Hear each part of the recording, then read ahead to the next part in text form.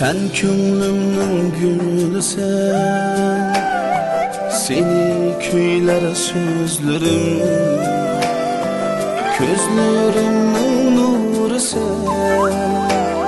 seni izler gözlerim, gözlerimning nuru sen, seni izler gözlerim. Ben özümge begane, sen alemde yegane, kalbim sana pervane, sensiz gülmez yüzlerim. Özgelerini kütmegin, menden yirak ketmegin,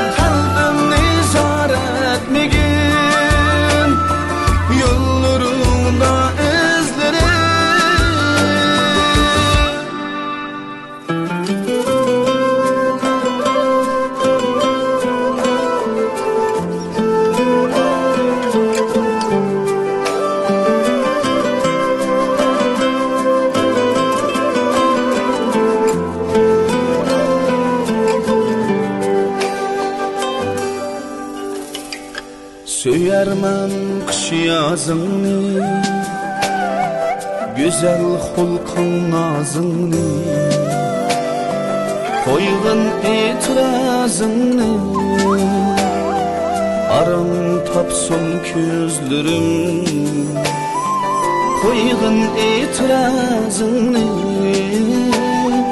aram tapsın gözlerim. Ben özümge begane, sen alemde yegane, kalbim sana pervane, sensiz gülmez yüzlerim. Özgelerini kütmegin, menden yirak ketmegin,